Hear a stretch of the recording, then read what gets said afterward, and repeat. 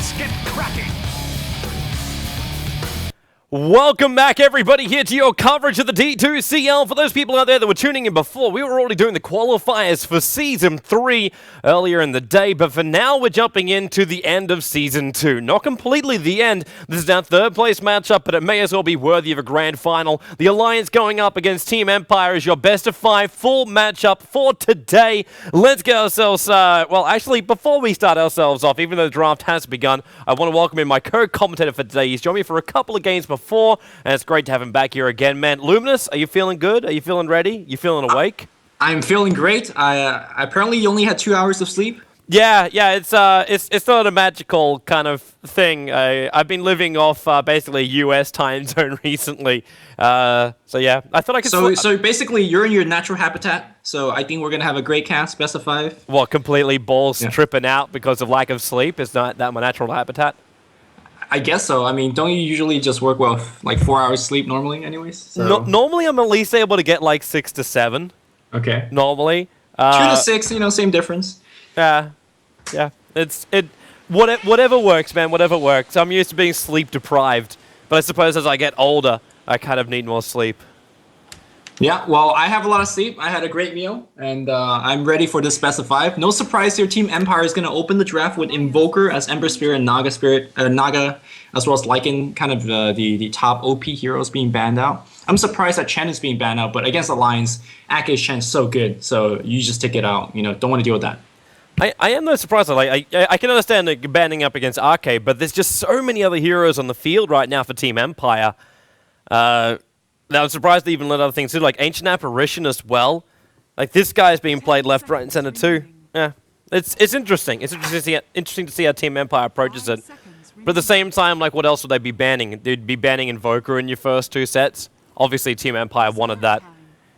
Yeah, I mean, Dazzle is also a hero that comes to mind as a support hero that gets picked too early, but actually, Alliance is going to be picking up Puck. And I think throughout this entire series, Puck is going to be one of the higher tier picks, because both Resolution as well as S4 utilize this hero so well.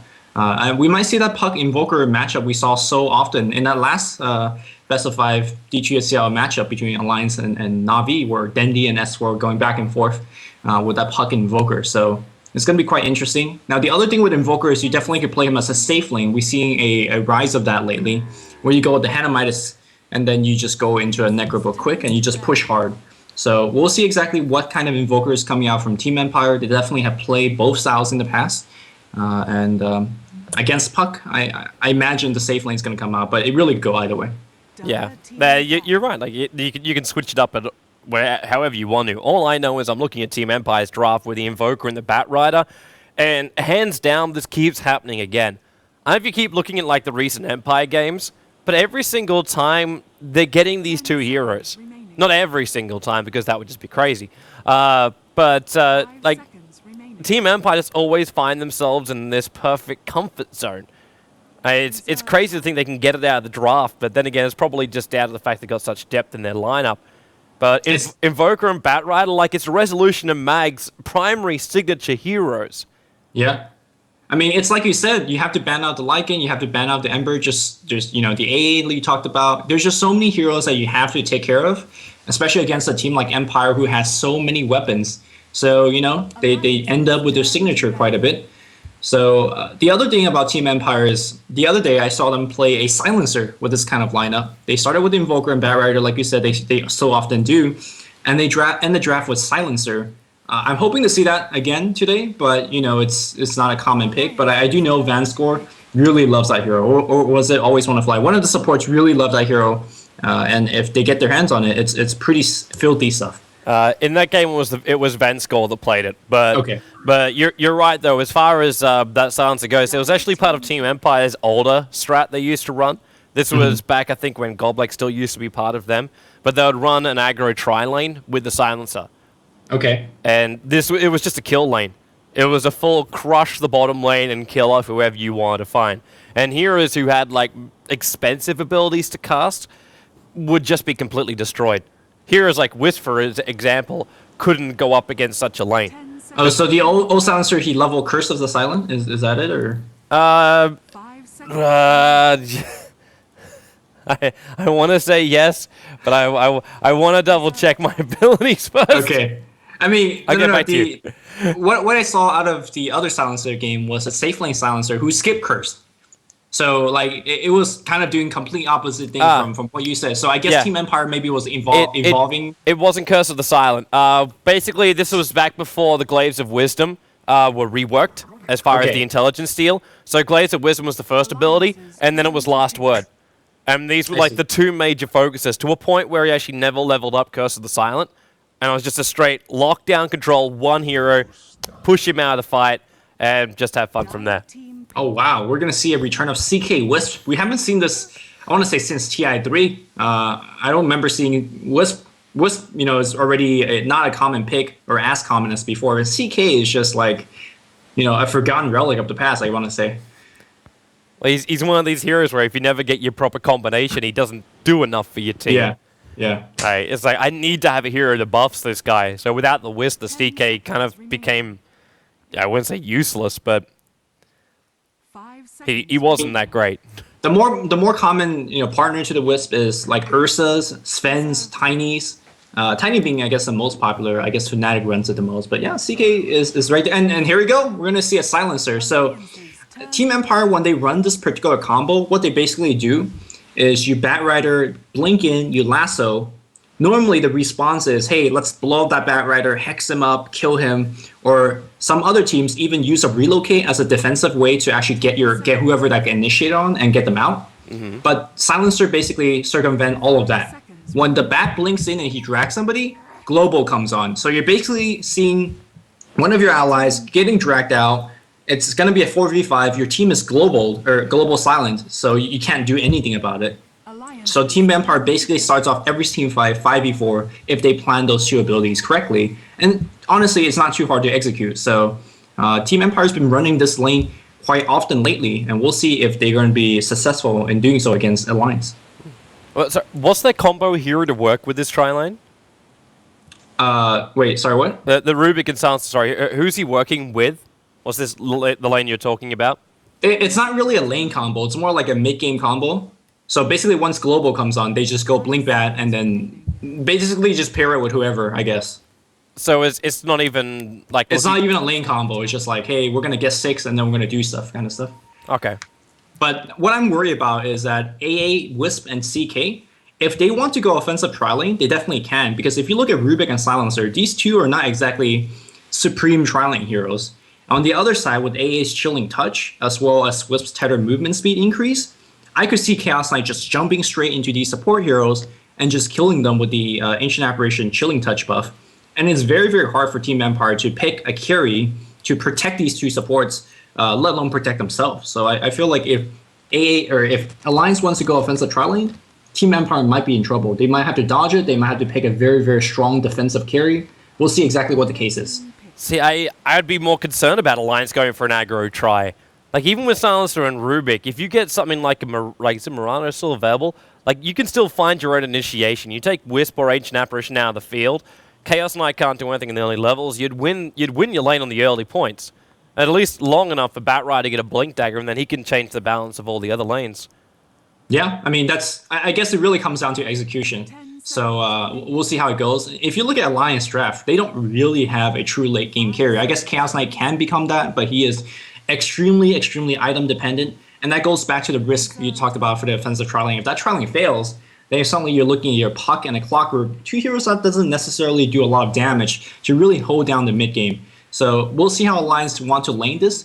Whereas Team Empire, my question is this a safe lane Invoker or is this a safe lane DK? And it looks like it's going to be a safe lane DK. See, I'd actually say it's a safe lane Batrider in this one and put Team Empire into the aggro try. Offensive tri-lane? Okay, yeah. Yeah, because I still look at the end of the day saying there's enough control coming out from Rubik, DK, and Silencer and enough damage coming out from them that they can force the tri-lane, and they're not going to fear Ancient Apparition and Wisp. In fact, they'll welcome them being in close, because if a Telekinesis goes on either one of those heroes, they're dead. CK throws a stun in the early stages, it's fine. You can have two other heroes that can dish out the DPS for you. And then you get Mag going up against Clockwork, and that's a little bit more of a favorable matchup, I think, as far as both teams go. Like, the only other thing I could see for Alliance is if they wanted to dodge it, with the DK. If he ends up going, like, you could try and run Wisp CK in the middle lane if you want to try and zone out Resolution. Push Puck to the off lane, put Clock on the bottom with support from Ancient Apparition. But if that's a full aggro try, then the Clockwork is dead. The Rubik just destroys the Clockwork no matter what lane he goes to. Yeah, we'll have to see. I feel that with correct execution, I could see basically one tri lane just completely beating on the other, and obviously the other way around. Like you said, on one side the AA Wisp very, very squishy. On the other side, they have so much high burst damage to Chilling Touch. It's really hard to call which one it is. But safe lane DK, we haven't really seen that much in the past. I really don't think he's a great safe lane hero. I don't know what your opinion on this for this one, Toby. Not a massive fan of him in safe lane. And the only reason I go with it, the only reason I say that is because, where's your pressure coming from? Yeah. DK has always been about, being that really hard to kill kind of guy in the mid lane, but bottle rush it up, and then when the rest of your teammates do an attack, it brings the attention away from the middle lane, and DK takes the tier 1 tower in mid. But you can't really do that in the off lane because a lot of teams keep more of a conscious presence. Eyes. They look at eyes, bottom lane. They want to know when that DK is going to be forcing the lane. And then you respond. And it kind of takes too long too, because then you got to spread out DK's levels. So DK doesn't level up quickly either, because he's having to separate it between two other heroes. Well, looks like the DK is saving a lot of gold so far. I wonder if that's, I was saying I wonder if he's going to go for a mid lane, like a quick bottle build, but no, he's going to buy some items, he's going to go top. The reason that I think DK is just really a poor tri lane hero is, first of all, if you look at his 2 kill spell, the Dragon Tail and Breath Fire, it basically costs his entire mana pool, and it's very rare for a DK to basically have full mana for all sorts of engagement on the top lane. And also, his stun is a melee stun. He literally has to waltz up to you. I guess you have to set up from Rubik to make that possible, but the stun, it costs so much mana, and it does zilch, it does no damage. So you're basically really relying on your 2 supports for the right clicks. And, again, you're getting into dangerous territory with, Chilling Touch and everything else. But if we're looking at the top lane, it's EGM Wisp as well as Ake on AA just hanging out there. Maybe they're trying to set up a First Blood. We see Admiral Bulldog very deep into his own jungle. So it seems to be an offensive tri lane from the way it looks right now. But it's like Alliance just trying to keep their options open. Yeah. Venskull's moving down here like he's planning down aggressive observer wards and then instantly de-warding coming out from Always on a Fly. Yep. All right. Then realize no one's on the top. I'm surprised they're going to commit a sentry ward just to do that. I suppose, though, it does kind of cover all your bases. That sentry ward is still going to see the ward that's going to be here, or the ward on the side, possibly one which is actually you won't see the one that's deeper in the lane. But either way, it works. I wonder if that's I'm going to study 10 Alliance replay and see, hey, man, they always ward hero if they go aggressive tri lane, and it's like a free D-ward. Maybe that's some kind of that. But the blue ward, the blue Rune of Destiny gets picked up by Vanscore, so whatever aggressive tri lane you want to go, might have to halt for about 30 seconds because you don't really want to go into that double damage. But then they can just wait it out anyway. But Loda's going to get harassed out. Vanscore's going to realize it, but then again, EGM shows himself rather quickly here. But then you see the damage. Yeah, Loda's backing up. Yeah, we'll wait it out, just give you the first wave. It's a slight advantage, especially now Always Want to Fly is going to get one pull off. Let's see if he's going to be able to tunnel that pull through as well. He's going to be going for it. So they already go for the stun with a Chilling Touch. Dragon Tail stun from Silence able to go on Loda. So they buy some extra space, but Vanscore trying to be forced back. Telekinesis Rubik now going to join the fray. And Loda really low on life. Always Want to Fly can't stop it though. He's too slowed up. And EGM, he's got the entire creep wave with the Radiant side behind him to help him out. Tethers up so he can try and keep up with Always Want to Fly. Needs at least 2 more hits from this one. Then he moves over towards Vanscore. They've got 2 heroes so low on life but can't kill a single one. Another stun from Silent buys him the space required. And EGM, he has to bottle up a little bit, but unable to get the kills on the 2 supports. Yeah, this is a very, very interesting lane in the sense of the way they itemize itself. They're really going for the aggressive trades because they have that Wisp bottle. They could basically heal 2 heroes at the same time with 1 bottle, and they're going to go again. Once that Chilling Touch cools down in 2 seconds, I mean, look at how low HP these guys are. Basically, they traded 2 bottle charge, Rift, essentially for 3 salve. They're going for again, and now I think Silent's going to be dead. Oh, good telekinesis! Just keeps him awake. It's a double stun on Arcane EGM, but there's enough damage coming out from the Wisp. It's a Chilling Touch tethered up Wisp. And they're already looking for another Reality Rift to always want to fly, but the TP's coming back. DK's going to try and return to this one. They're going to try and get a pick off. EGM, he's moving in through the tree lines. Tethers through always want to fly. And they're bringing more support over here. There's not enough damage to bring down always want to fly, however, with Chilling Touch back on the cooldown. Yeah, this trial lane is just immensely scary. How much damage they could do, how fast they could move. And the only lucky thing that they have going for them for Team Empire is that this Wisp is empty in terms of bottle. But if they have more regen, they could just trade regen very favorably as well. If they see the rune up on top, then EGM just has to walk down to that one. And they don't have vision for it. But I guess they don't see it on the bottom. So by process of elimination, it has to be on top. So let's see if Wisp is gonna just go get that one. It kind of is picking up Brutes first by the looks of it. Or is he worried? Actually, he doesn't have to straight away. Because now they've also picked up Sticks up on this top lane. Mm-hmm. Yeah, Sticks is one of those items that basically turn any trial lane versus trial lane engagement around. Also, always want to fly is just slowly walking back, so if they notice that it's a 2v3 lane, they definitely should be going for it. Chilling Touch is already online. They also have Cold Feet as well as a level 2 Chaos Bolt. That's more than enough lockdown as well as right-click power to bring down just about anybody. Well, EGM just keeps checking the pull spot. We should actually talk about our other lanes for now, because right now on the bottom lane, Mag is leading the CS board. He's 20 for 3 up against a 12 for 1. Admiral Bulldog's getting zoned out. Meanwhile, up on the top lane, they're jumping in for him. Yeah, and Silent, he's dead again. I mean, the glaives are doing pure damage, so it's basically going through Chaos Knight's armor, but, you know, Chaos Knight just has so much HP that he just doesn't care. Especially when he gets it all back again by the Wisp. Yeah.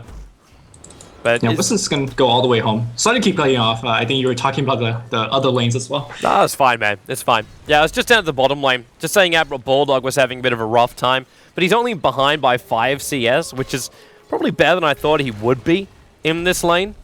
I was feeling Mag might be a little bit more successful in this one, but it looks like Mag's definitely just keeping his distance at all times.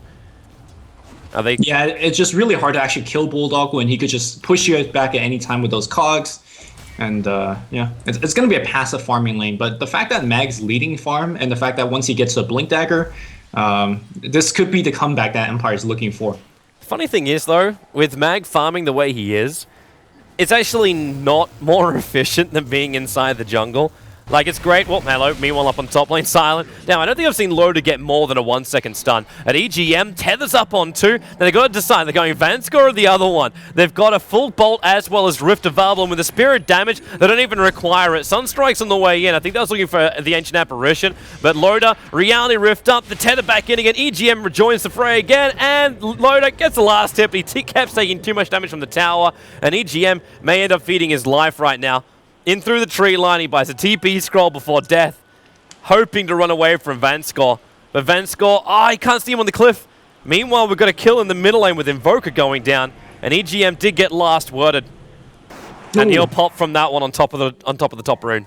He lost 2 int for that kill, which is actually a pretty big deal for a Wisp. Not exactly the highest mana pool, and I guess Silencer will be happy for that one. But the big win here is Alliance being able to dive for those kills. Keep in mind those the experience that the Wisp as well as CK got before they die is absolutely huge. S4 getting a solo kill, or not a solo kill, but with the help of Admiral Bulldog Clock is a huge deal as well. That's going to slow down Reality Rift. They're going in again on Silent. Just a straight pull in and EGM tethers up. There's a Chaos Bolt. Finally, Loda gets himself a good stun timer.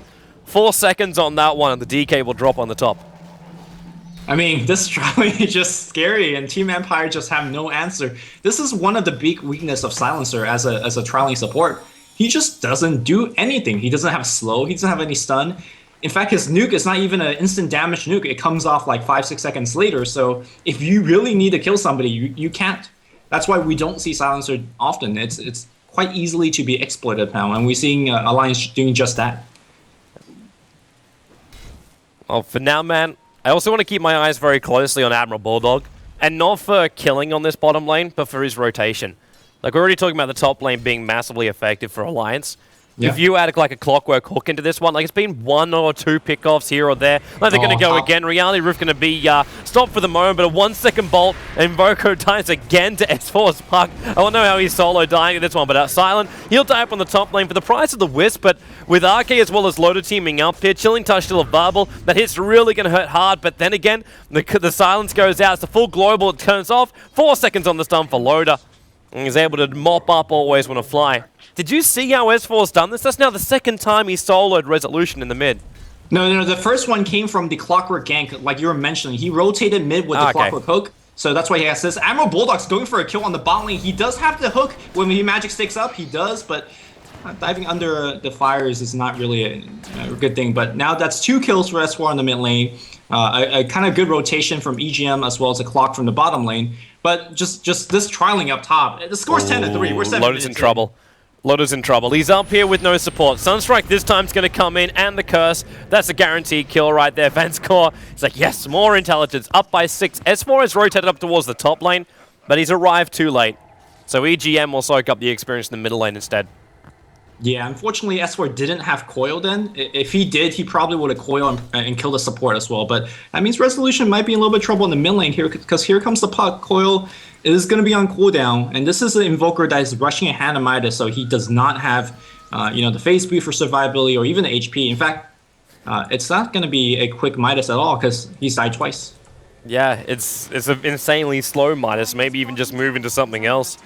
Yeah. Because I don't know if recovery might as well work for him at this point. We already talked about the fact Alliance and Empire is all about the early game for these guys.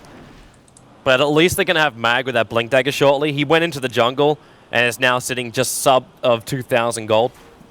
So that Blink Dagger is going to arrive at just the right time. And S4's wasting time. He's up on this top lane searching for a kill, but there's just no one to be found, and they're just letting EGM pick up his level 6 in mid. Yeah, that's the silver lining. It's not too bad, S4 is basically just granting him that level 6, and at the same time, they know that S4 is on the top lane, so Empire can't actually farm, right? They're just sitting behind their tower, they're not doing anything. So even though there's no kill, I think Alliance is happy with what they're getting right now. Yeah, Empire are still pulling out the farm for this. Like, as long as the Batrider is picking up stacks, it's okay. Like, yeah. He's dragging in a lot of money. Admiral Bulldog, I'm still more concerned about that. The fact that he is getting free farm and levels on that bottom lane. Like a straight TP up towards the top lane if Empire try and stop this push, and it's gone. And EGM, like he's got his level 6, he's finished up a full urn, he buys up almost his entire magic wand as well. Oh, we'll see a fight right now, because we're going to see that Wisp and Clockwork joined up together, they're getting ready to tower dive. Puck, you can see that he's aggressively looking for a coil. We're going to see a big fight up top, and Empire, they realize that as well. So they're going to just give out a tier 1 tower. Yeah, the Bat does have the Blink Dagger, so this is a comeback, or at least maybe a start of a comeback. But for now, it's Alliance all the way. Yeah, you're right, Alliance do have the control. But with that Blink Dagger, as you said, all Empire have to do is just wait for the timing, and they fight on their terms. Like, that was completely Alliance's terms on the top lane. They knew Wisp went missing, they knew they were fueling him up for a fast level 6. They knew Clockwork was also missing from the bottom lane, because Admiral Bulldog has been on top of that lane 100% of the time. So when he goes missing, it's a lot more obvious. Yeah. And Alliance, what are they supposed to do now? They want to try and force out to the tier 2 tower? That's going a little bit too deep for 10 minutes in, when you know Batrider is also missing. They see 4 people missing right now, right? 4 people smoked up. They're baiting Resolution really hard, but Alliance is just not falling for the bait. 3 heroes up top for Alliance, they just haven't moved down at all. Now, obviously, everybody's got teleport scrolls, so they could TP and defend that tower whenever they want. Here comes a slow siege for Team Empire. They do have that DK, and this is where he'll kick in. Unfortunately, he needs to attack the town directly. Fortification's already been used, and Alliance, they're going to try and pin through an Empire. Bulldog from the west, the other 3 coming in from the north, and they are smoked up. There's your hook in, going on Resolution. Quickly on the silence, however. 4 seconds on the stun on Vanscore, so this will be the silencer taken out. Clockwork dies rather quickly and Always Wanna Fly. S4 is just able to reach him, but the Dragon, he's surrounded by 4 heroes. So 3 heroes lost for Empire in total. EGM was the one who went probably the lowest of them all. And the AA ulti is also trying to get a snipe out on Batrider, but it'll be completely off target at the end of the day. Yeah, I mean, again, this is Chilling Touch working its magic. It's everybody getting multiple right clicks off, doing a high amount of damage, and full map control for Alliance. I see Alliance basically running away with this game. They're going to get a tier 1 tower for free. But here comes the Glyph. Maybe we're going to see Empire really fighting for this one. They might try and defend it. Phantasm was the only thing just stolen by Always Wanna Fly. He wants to stomp, but there's your silence over an S4. They drop down the puck. But a 4-second stun holding Resolution out of the fight means there's no follow-up to the Cold Snap he just cast. While on bottom lane, Relocate comes in. They're going to go on Silent. Admiral Bulldog's here as well. He's going to cog and push Silent back down again, but they've got 4 seconds to kill him off. More than enough time, but they're looking for the Relocate hero. And it's right underneath the tier 1 tower. There's your jump in. Lasso onto EGM. So they're going to try and get a revenge kill, and they got it too. Tether to be sold by Always on a Fly, and he'll buff up Resolution as they bring down the mid tower. Yeah, Ice Blast is going to come in. Not going to do much other than just a little bit of harassment. Midas finished to unloaded though, so that's going to give him that mid to late game item progression that he needs. But yeah, between Hook as well as Relocate, you're just scared going wherever if you're Team Empire. And guess what? S4 is quite close to his Blink Dagger as well. 3-1 and 2, 48 CS, we're 12 minutes in. Pretty good rotation from S4, winning that solo lane against Resolution. And S4 is basically going to lead his team to control the map. Team Empire really need to do a lot with that Bat Rider. I love how we're talking about S4 controlling the map for a man who, like, 13 minutes in for a 3-for-1 guy doesn't have Blink. Yeah. The funny thing is, too, like, in the fights, it doesn't feel like S4 is a primary controller. It still feels like Hookshot as well as Chaos Bolt are doing most of the hard work here for Alliance. They are. They're definitely setting up, the disable for CK to come in and just clean up. But he, Puck is deceptively high nuking in terms of damage output between his Orb as well as Raining Rift, and he's just building up for his Blink. Once he does have the Blink, he is going to be the teamfight controller that we always know S4 can be. The question is, what is Empire going to get before the Blink Dagger comes up? You can see Silent on the mid lane. He's got a Bracer. He's going for drums, so this is a small time item. Resolution, he's finally got the Midas. He's got a Staff of Wizardry. I mean, these are nice items and all, but I just don't feel like it's the scale of the items is going to be the same as what Alliance is going to pick up. They're going to be hitting up the big items that's going to win team fights, whereas you're getting bracers and whatnot. Yeah. So you don't hit those critical items yet, but at the same time, if they can get some pickoffs like up on the top lane, we see already the initiation going on Resolution, but the global silence, and then the support jump in by Mag. Lasso will hold Loader in position. They get rid of the Wisp. Phantasm Loader's just trying to break free from here. But it's not going to be enough. S4 comes in for the Dream Call. Clockwork Hook shots in. He's got a Vanscore as well as Resolution. Admiral Bulldog at least able to pick up Resolution, but S4 so low on life. Vanscore with a double kill at the end of this day. And Always on a Fly, he wants to finish up Admiral Bulldog. Not enough mana up. He's got 5-1 charges available. Mag wants to track him down. There's your sticky Napalm. And with a quick Fade Bolt, it's not enough damage. Arcade's going to force Always on a Fly back here. And they're going to come in. Well, Arcade, low on life. There's your AA ulti, hitting rather close on Mag. He should end up shattering from that blast as well. While the relocation Admiral Bulldog 4-staffs himself in. Then he goes on Silent, but Silent just turns in. Pops the 1 charges, gets the stick off. And turns over with a Dragon Tail starting to get a revenge kill. And Mag was able to survive. He didn't shatter at the end of the day. Yeah, we saw the power of global silence at the initial of the fight because they basically initiated on Resolution with CK and Wisp, but no burst damage came out because the Suns were prevented. The Wisp balls were prevented because of the global silence. They were able to pick up 2 kills quick. Quick rotation coming out from Alliance, bringing in S4 as well as Admiral Bulldog to make it a real team fight. And, Relocate was able to come back up again. Was able to be used again as Wisp revived.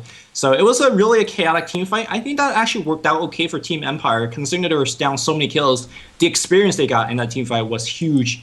Being able to kill an over-level CK, killing a pretty high-level Wisp is a big deal at this point in the game for them. Well, because of that, they're actually, for the first time in 15 minutes, they find themselves ahead in experience. Yeah. So that's how much it has, man. That was from Alliance having a 4K XP advantage as well.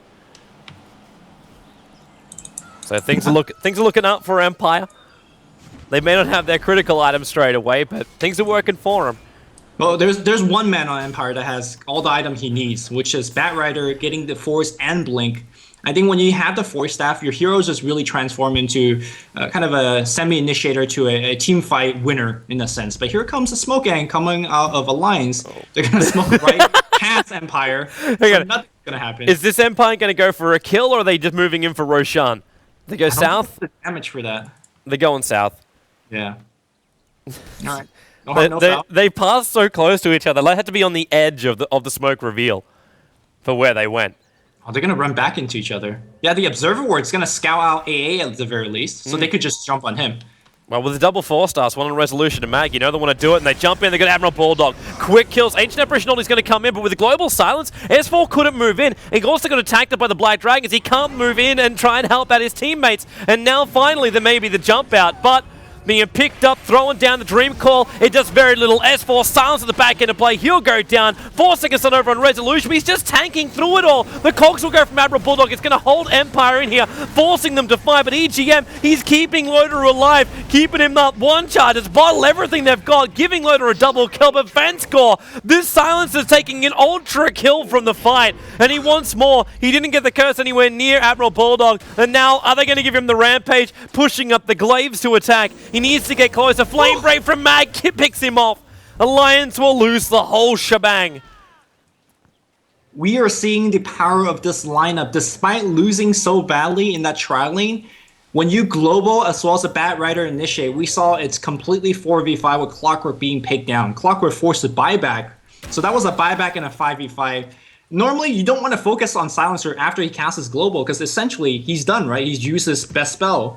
But he's just putting in so much damage with Glaive of Wisdom. Interestingly, he's actually going for Curse of a Silent max this game. Normally, you either see a Glaive max and a Last Word max, and you just get stats for Curse of Silent. But this game, it's actually so good, considering that, you know, if you're looking at Clockwork as well as Chaos Knight, if you actually successfully get a Curse Mana Drain on them, they're done. They are not casting any spells for the remainder of Teamfight. So that Teamfight went extremely well for Team Empire, given the fact that the Clockwork basically died back. He bought back, poured into the fight, died again. So his item progression is not going to be anywhere. And here comes Empire again. Initiation is going to come through. They will see Loda, and Loda is going to get lassoed. Or maybe not. If he gets the stun, he does. 3 seconds on it, and Mag will actually lose his own life. And that's a big kill for Loda, because that's basically his BKB. Yeah. And when that starts arriving in the fight, then Silence's effectiveness is really going to start to drop off. Because at the end of the day, like, what have we got that goes through BKB? It's Lasso, and that's all. And right-click damage, I suppose. Yeah, but who's really your right-click damage in this game?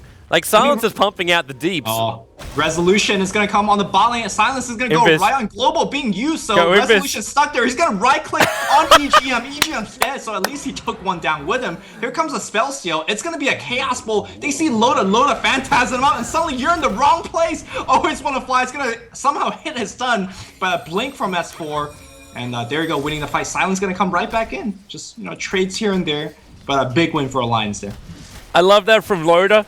He knew that there was going to be trouble, so all he had to do was just Phantasm. Oh, Dream Call from S4. He caught Silent TPing out. That's a long duration TP as well. AL is going to come in and hit. S4 is going to back up into the tree line. One orb will ensure the kill over here on Silent. Clockwork hooks in Admiral Bulldog. You see him move on. He's like, well, I've already got Vanscore held in position. The Cogs are pushing back. RK will still go down here. Vanscore's stolen 24 points of intelligence throughout this entire game. But his ends... The streak comes to an end. Puck takes the 799 gold for the kill. You know, if I'm Vanscore, after I finish this mech, I'm thinking about progressing to like a carry silencer. Like you have +4, 24 intelligence. You are gonna hit so hard. Is this gonna be the game we're gonna see a Acceptor silencer? You know, combined with that curse, drop that global. That's gonna do a lot of damage. Would you really go for that? Because it kind of sacrifices your intel pool. Yeah, I mean, I would go for something like a Force Staff. You know, gives me the int, gives me the survivability and all that stuff. Yeah. Maybe a Ghost Scepter to survive against Chaos Knight. There's a lot of items to me that's better than Axe Scepter. But one could dream, right? You know, if we're gonna see Axe on Silencer, it might be this game. Well, one of those useless Aghanims upgrades which was added to the game was like, maybe we'll eventually see that. Yeah. It's like Gyro with Aghanims. Hardly ever gets picked up. I think support Gyro, if you ever get up to Axe, you know, that could be a thing. Yeah, but a support Gyro, if you have an Aghanim Scepter, you've already won the game. Yeah, pretty much. It's one of those meaningless Axe. Mm. Have you ever seen a Puck Axe? Because I haven't seen one of those either. There's no valid reason to ever pick up a Pug. It doesn't work for what the hero does. Yeah. Like, the hero is you jump and initiate a Disabler. You're not going to go, haha, Aghanim Scepter stats as a base item for me. That's going to be great. I mean, Stream Call lasts for 8 seconds if you have Axe on him. Yeah, but then people just buy a long BKB Yeah, that's and, the thing. and walk out of the Dream Coil and go, well, I didn't even need my full duration BKB in order to nullify your effect of a Dream Coil. Like, if the Dream Coil worked on Magic Immune heroes with the Aghanim Scepter upgrade, then I'd be in for it. Like, make him a bit disruptor-ish. Yeah, so I think earlier when I said, Empire might have to rely on physical damage to deal with this Chaos Knight, they don't have, like, none of it. Zora Invoker does right-click some. They have a Force Spirit. They have Necro Books coming out. So you don't have one big source of right-click damage, but you're getting some from a lot. I know that DK eventually, with this Midas, really a comeback Midas, he's going to be getting some damage eventually. It's going to take him some time. EGM just picked up a mech. Like, between Tether already giving the double Arcane Boots mana up again for, like, it basically takes CK from 0 mana to 4 mana straight away. Yeah. But now you're also adding the mech heal on top of this. It's going to get rough. Whatever that defensive Bottom ability. lane. But they're going to find S4, and S4, he's going to get bursted down before he can even face anything. Oh! Well, He got the phase shift up, but he's cursed up, so you knew he was going to pop. 26 mana. Wah. no, we're going to keep on counting. And Tier 1 tower's going to go buyback. down. Like, They're coming in. It's Alliance coming in through the north. And now they catch him in the tree lines. Oh, he's going to fly through, TPing himself out of this one. It's like Vansco's getting 2 seconds sun up. They're going to global silence it up. And always want to fly. He needs telekinesis over an EGM. Going to drag him back. The cogs from Admiral Bulldog really causing some trouble. Silent, though, he's fighting in the middle of this. Cold feet it up. A resolution with a double kill for him. His Force Spirits plus himself going to work. He buys up his first level Necro unit and now, or second level Necro unit. Now he's being forced away. Ghostwalk? Yep, there it is. Invokes it up. The cold feet's there. They need detection. They don't have any. They got nothing. There's no dust. There's no nothing. And he's just walking on top of Arke.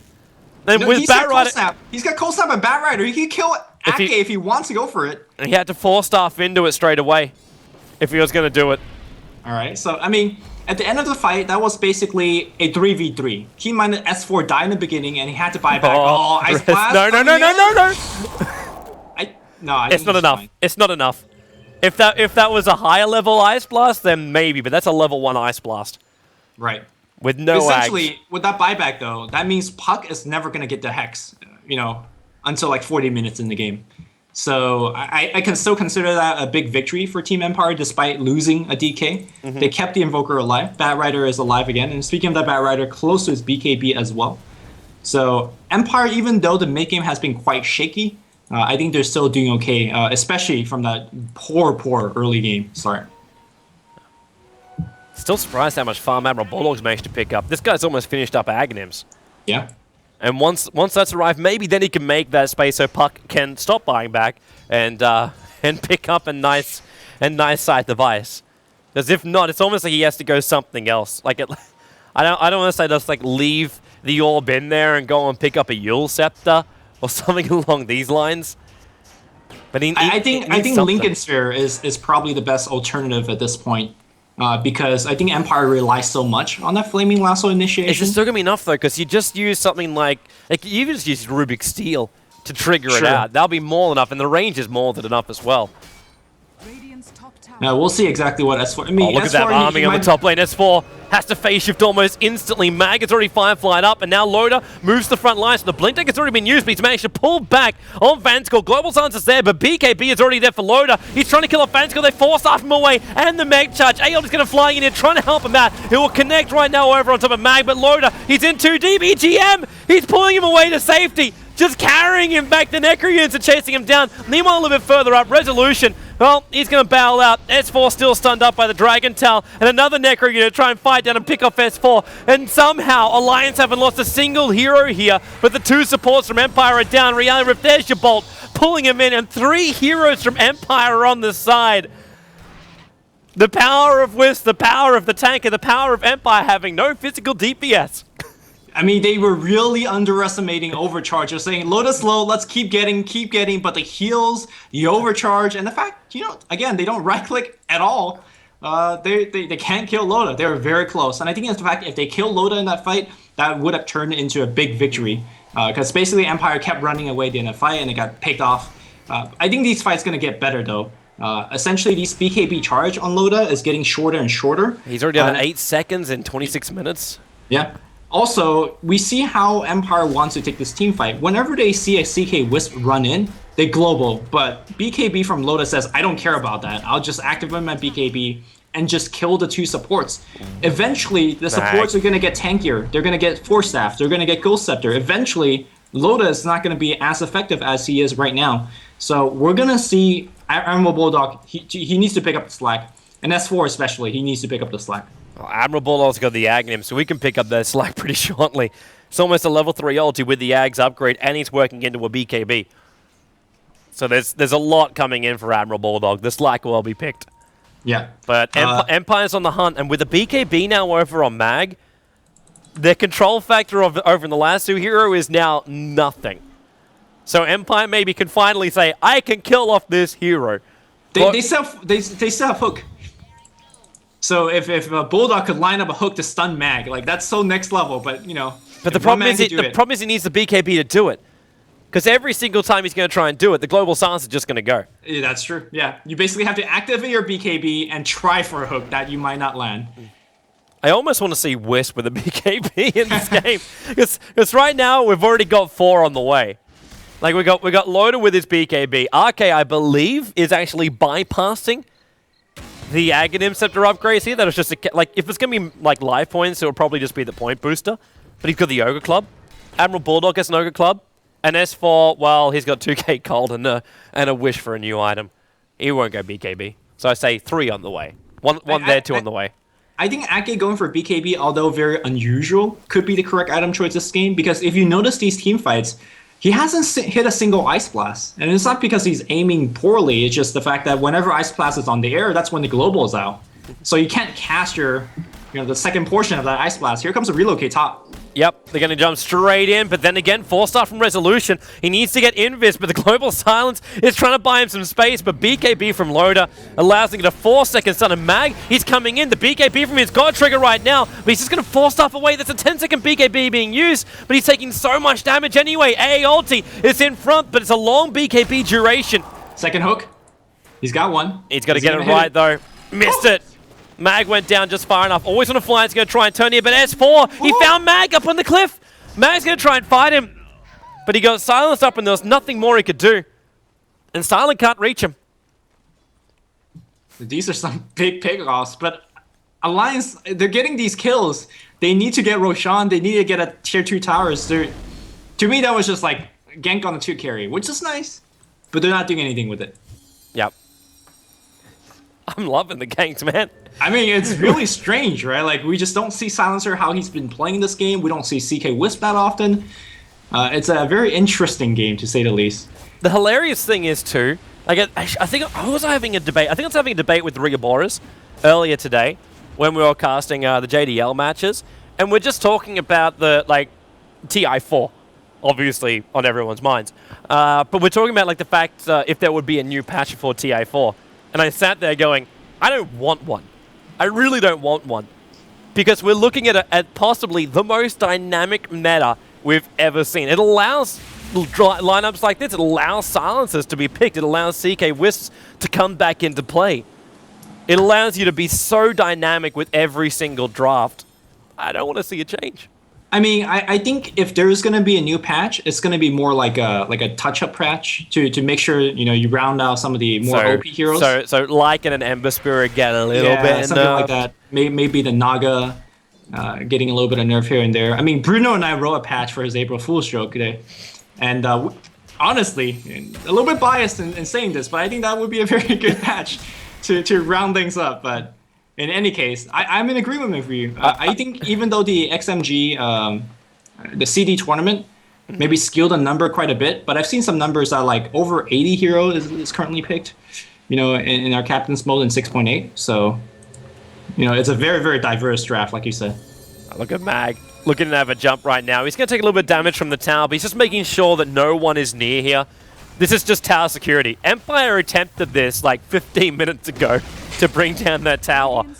Finally, they can come back and remove out that tier 1 tower. But at the same time, like the towers aren't completely level. Alliance is still up by a tier 2 tower. But this game does feel so evenly matched.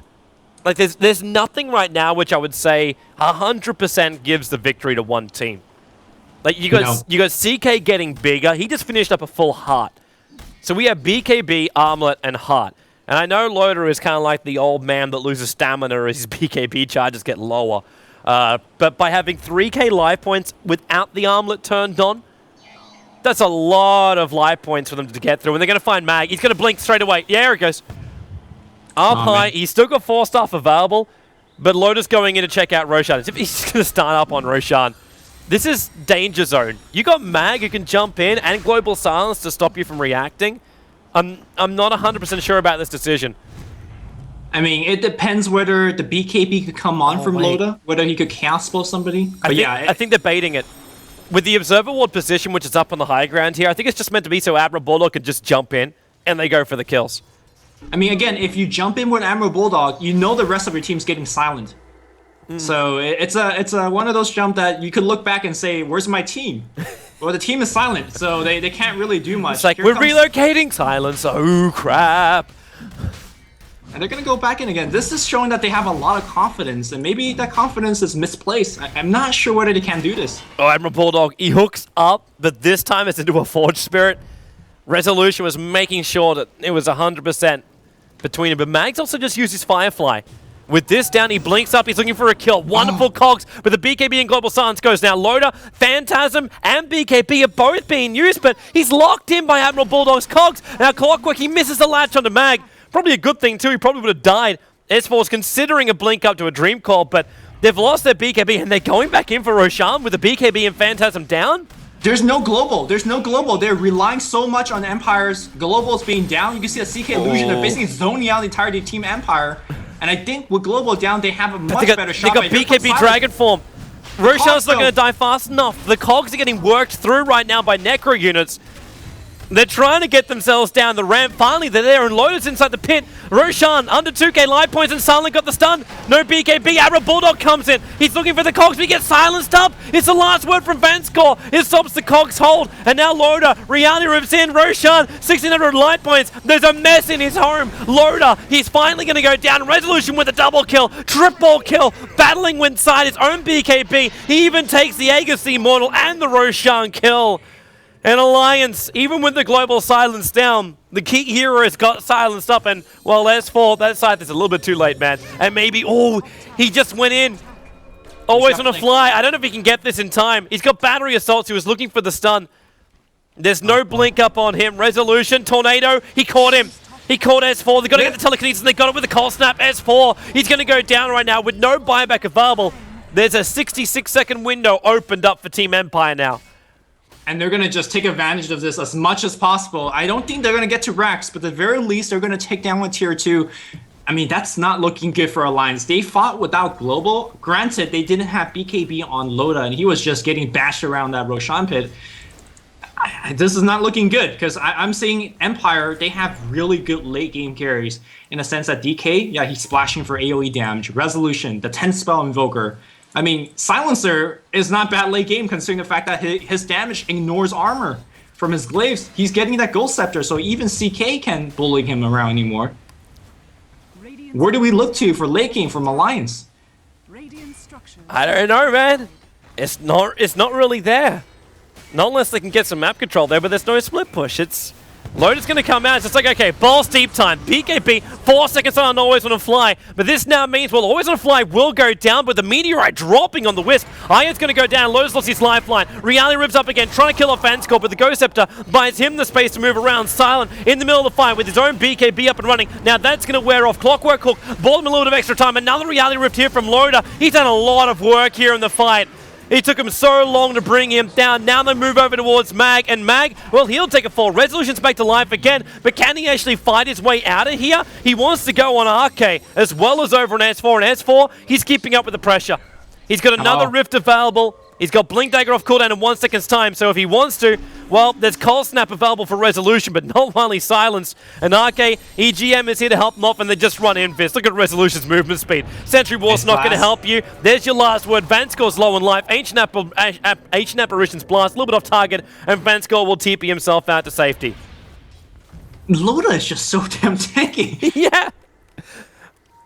I was trying to watch his armlet toggling during the middle of that fight as well. It took him so long.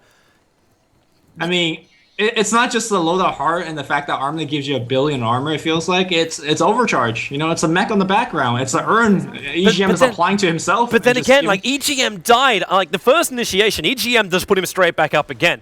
But he stayed alive for another good 30 seconds after EGM was dead. You can imagine what would happen if EGM stays alive the entire time. Look at Invoker.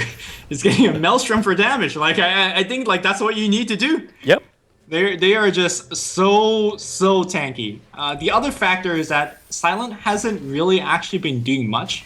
Like, well, what's he supposed to do? He's got no DPS. This guy's building into an assault cuirass. Exactly. He tries to stay on the front lines, and that's it. Yeah, he really need damage. I almost want to say, man, he needs Maelstrom as well. But he's gonna just go for the tanky route. Actually, I'm kind of okay with that. Like, if Resolution's going to go into this DPS, which he does, he's like finish up the full Mjolnir 37 minutes in. Vanskor is your other source of DPS. We cannot forget about this guy. He's got 34 points of stolen intelligence from Alliance. he's actually hitting quite hard with a large amount of control, and they can't kill him because of the Ghost Scepter. Yeah. Well, it depends if there's a 4-second silence. We saw Always Wanna Fly just die during that, or sorry, the 4-second Chaos Bolt. Yeah, that's true. If Loda goes in you with a 4-second Chaos Ball, you're dying no matter what you have. That's true. Like, it's always going to fly. Maybe BKP, better choice. But then again, that doesn't protect him from the physical damage. To me, the item that DK is going for, the reason I think that he's going for damage is because I feel like Empire needs to win or do a lot during the global. If they're dragging the team fight out, then essentially you're saying, you know, global is not a big part of our team fight. If you're saying, hey, we're going to win the team fight in 5-6 seconds, you rely on global to give you that edge. You know, if a team fight's lasting for 30 seconds, that means AA is going to cast his Ice Blast. That means, you know, Clockwork is able to hook multiple times. That means, you know, possibly buybacks are being factored in. So, you know, Loda being able to tank for such a long time is allowing for these long team fights, and that's an issue for Team Empire. Their lineup is built around Mag dragging somebody, killing somebody quick, and just keep rolling from that point on. And we can't see that because Loda is a moving tank. He's a moving tank, and Alliance have also such great map presence. Like that's like knowledge. They know they got to back up. All 5 players and Resolution, they got him. Admiral Bulldog, drag him back, kill him off. The Necro units were spawned up as well, but they don't have any creep wave to go with it. So they get this kill and they have a 1-minute window, but there's no Roshan to take. It's just space to farm. Yeah. I mean, Bulldog has buyback as well, so I don't think that kills mean much in the grand scheme of things.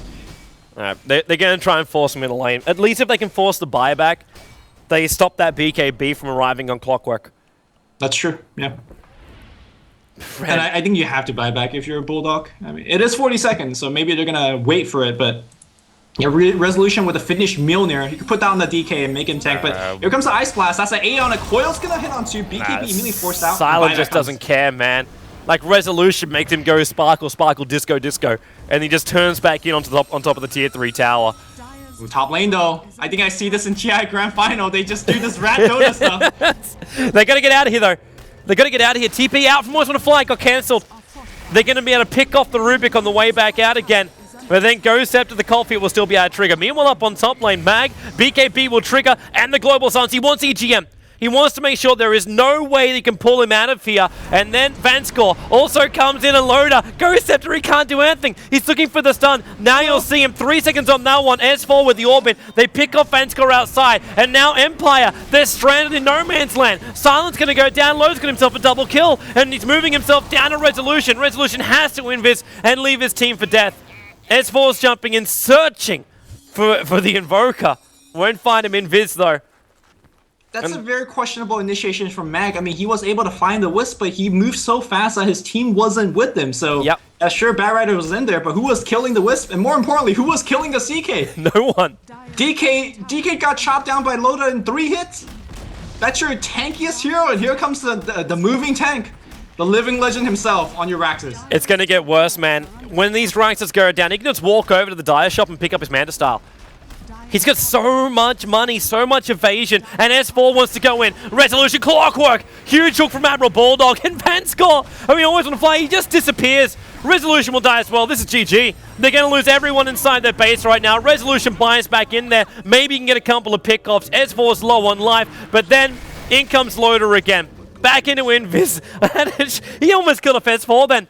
The lightning proc from the Mjolnir almost picked off S4. He's just TPing out. Now Tornado up in the air. There's no real follow-up, and EGM is in fact relocated up to this top lane. I think Resolution's considering going back in there to fight. Yeah, I mean, Resolution's bought back, so they're gonna go for it, but they relocate back out, so Alliance can move on. BKB gets activated. Whoops. Not sure what that one's about. Maybe he just wants it 4 seconds. Like, just reduce the cooldown, man. That's too next level for me, man. Too next level. But Resolution, he's gonna be looking for somebody else. I mean, you gotta keep in mind that Resolution actually can kill just about with anybody with cold snap and right click alone, because you know he does have a Mjolnir. And here we go. They're gonna be on for a hunt. They know that there is no buyback on Bulldog, so if you could force something. Well, if they can, we'll see it come out. Chat trivia in the meantime. Who are the only 2 players with 15 or more wins as a puck in 6.80 Pro Dota 2? I want to say Resolution and S4 straight up there. Yeah, that sounds good to me, man. Yeah. I don't really want to debate that. Resolution. Look at him still. He's trying to keep his distance from EGM though, because he knows that if he puts up the cold feet, like if they start looking like White Walkers, then they might just go turn on him. Yeah, and he can't kill S4 solo. 1 out of 2, really? Maybe Dendy's up there. Has Ferrari played much? Much puck? Bone 7 plays a lot of puck as well. Well, that's true. Universe could also be up there. Actually, no, then again, considering the time frame of it, maybe not. Loader. 4-star up, a 3-second stun. But Vanscore's there to help him out. He put the Curse of the Silent over on Chaos Knight. But they're really trying to make life hard. Gotta keep your eyes open for those rockets and AA ultis combinations. But Resolution's doing a pretty damn good job of keeping these waves out. The Mjolnir is really paying off. I think right now Team Empire is very desperate. DK just rebounded his Mag, you got S4! He's going to drag it back, but they need to pick him up quickly. Global Silence will go, so there's no follow-up here. They've got S4. Big killing spree to take out, but the buyback's going to come out, and this is when Empire should back up. But Silent, he's going in balls deep. Loader, the BKB will pop off right now, and then he triggers his own one. He's coming up, he's looking for always want to fly. 4-second stun, it's over on Vanscore of all people, but he just stands there the entire time. AOD will connect, but Admiral Bulldog as well as Loader, they're being really frozen up to a stiff right now. Silent, now they get the Son of Silence jump, the S4 jump back in there with Dream Coil, but S4 will lose his own life points. EGM into the corner and Arcade, there's only the 2 supports left. Tornado will be able to catch up over towards Arcade, and then, well, okay, that's just a temporary solution. EGM relocates back out again, but he is wasting their time. The tier 4 tower is taking some considerable damage here, but they're just waiting for him to return. Yeah, wasting for time is not too bad considering that Roshan is also alive, so the more time you could buy for the team, that's good. But immediate TP back from Always Wanna Fly, he's going to defend this. And now I think Empire is going to start looking to Roshan. The interesting to me before that team fight went out is that DK actually rebought his drums recipe. Like, we're 45 minutes in, he's like, I need an item now. So he buys the drums recipe, which is actually the first time I personally ever seen to that late in the game buying drums again. But, you know, it's all good. Man, we're racking up the armor right now, and root for us! Chat trivia, we seem to be victors. But yeah, we got Shiva's Guard as well as the Assault Cuirass now over here for Team Empire. I'm still waiting for Vanscore to have, like, Bracer or not. Like, give this man a 4-star. Give this man something. Give Always Wanna Fly something. Their net worths are the lowest on the map right now.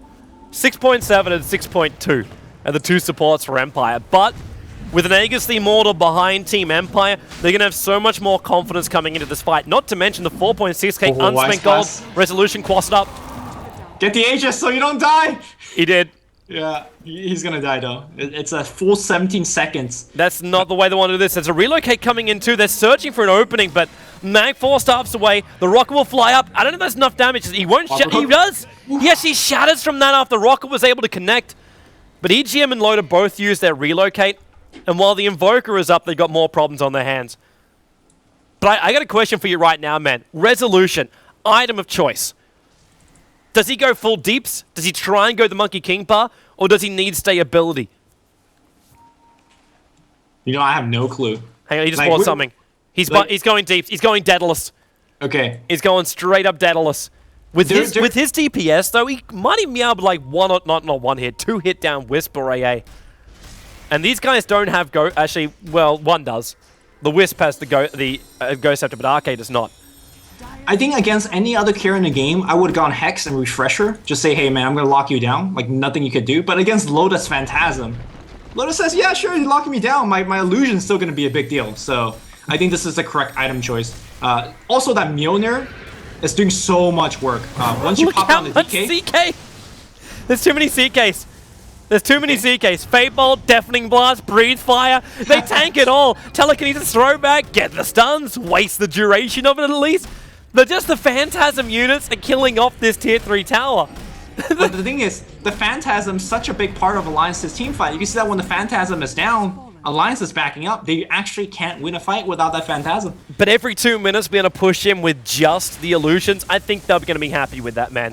Yeah, I think Empire needs to find a way to initiate behind the team and just start picking the squishy supports off, whether it's a Wisp or the AA. I say they're squishy. If you look at AA, he's got 1,400 health, a decent amount of armor because of the X Scepter, so he's all right. And the Wisp's got a Ghost Scepter, so they got some items.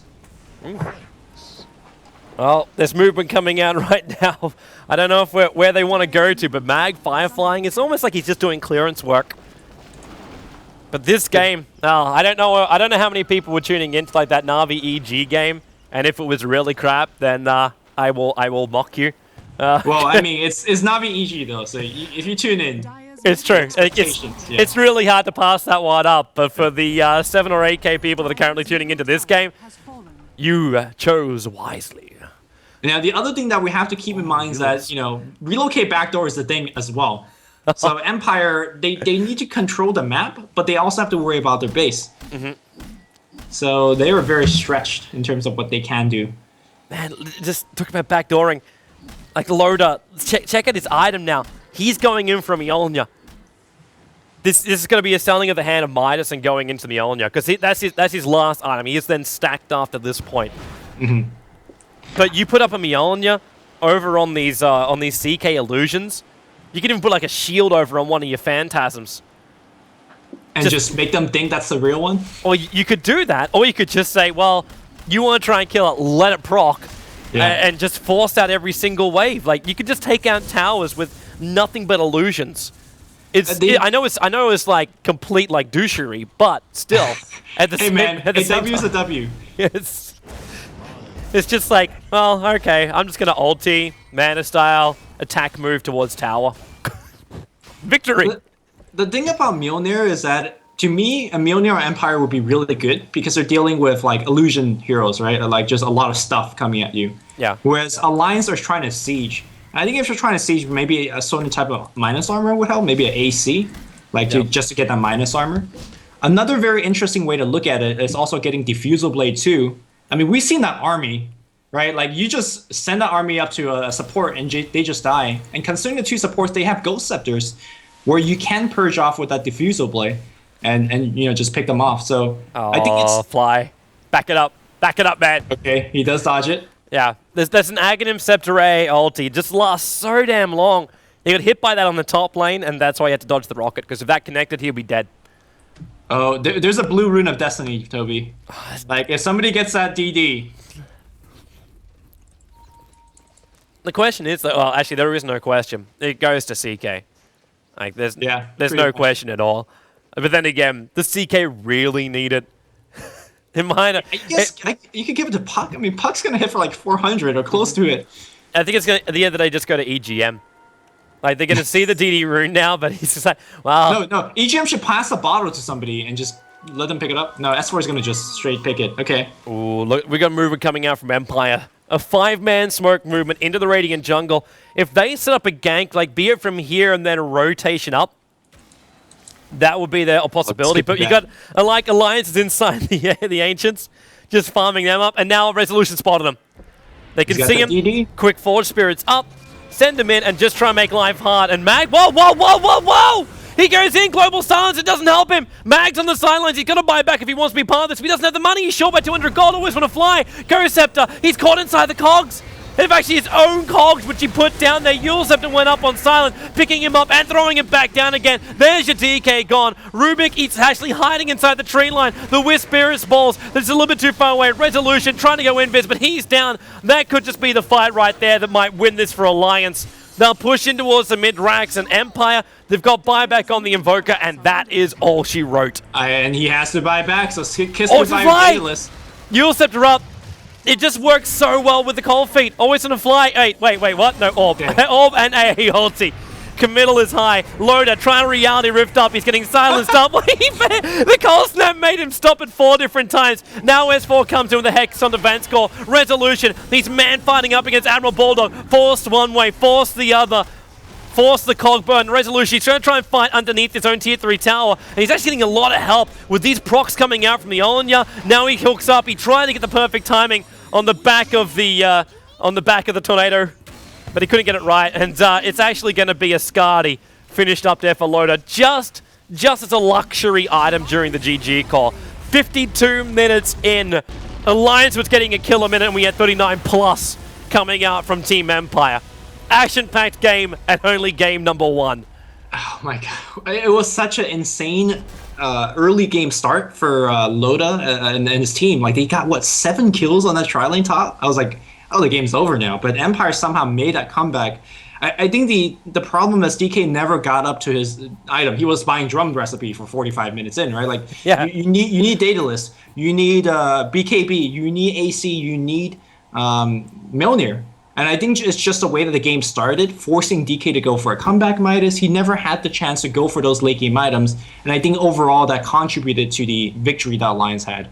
I'm not sure about that late game initiation from Mag, though, because he blinked in and got Hex, and that was it. Yeah. He had BKB, he didn't activate it, but you can't just pin the entire game off of one mistake. It's just a big part of how Alliance won the top tri-lane to me. I almost want to quote Loader in this, saying, like, when you have these games that just go past the 50-minute mark into the late game, one team fight will make you lose it.